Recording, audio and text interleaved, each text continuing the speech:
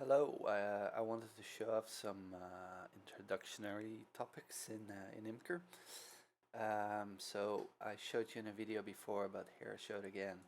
So to select a MIDI port, you can do Control period. So I select the loop MIDI port, which is a virtual MIDI port, and then in Reaper, I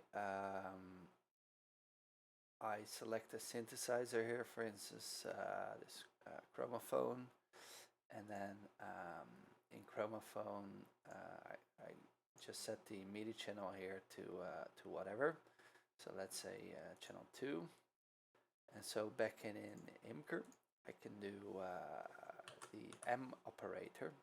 So what Imker is about is you want to drive this MIDI operator, because this MIDI operator sends notes to your synthesizer in any kind of DAW or even hardware synthesizers. So this will send the MIDI note with the value of 64, which is a hexadecimal value, with volume of 64, also hexadecimal value. Well, this is a special one. This is the input port, and this is the channel port. So that corresponds again to this MIDI channel. So going back to Imker, if I want to send MIDI notes here, as soon as I will add this clock, so this special value, you want to drive it with a clock, and a clock is a special thing. So, but it's also quite simple. It just means if a value goes from either 0 to 1 or back to 0 again after that. So here we have a clock that just drives on the BPM. I can quickly show you. If I increase the BPM, you can see that here. The clock will also speed up, but I'm gonna bring it back to around 130 is fine. So what you want to put in here is, and I think I could show it if I just change this to 1. Yeah, now it already plays a note, and then if I do it again, it doesn't play one, but it turned it off, and then again. Here we can make that do it for us with this operator. So if I restrict this clock to go from 0 and 1, I just need to get this in here. Well, simplest way is just delete this, and here we go. So again, if I change this note or the channel,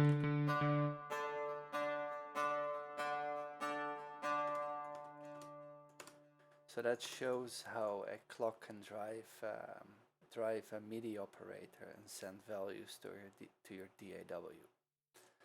A value is just a number, but any number in Imker is a hexadecimal value.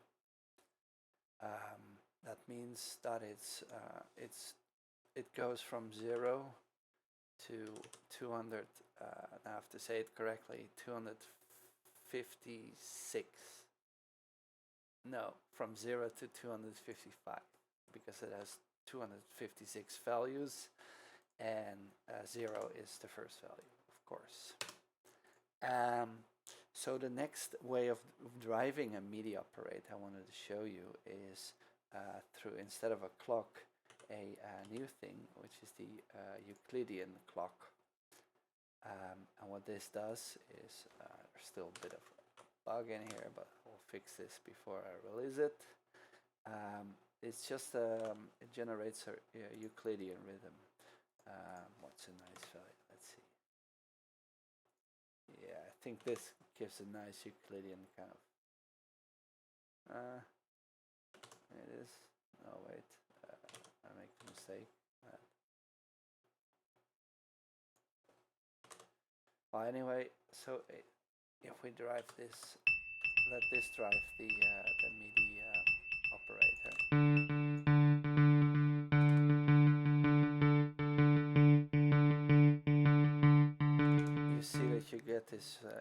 euclidean rhythm from here. And maybe if I change it to, let's say, this.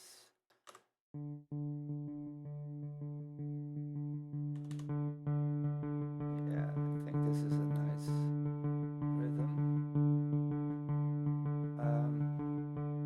And just to show you a bit more, if you're still around, let's say that we want to vary the note that it's playing.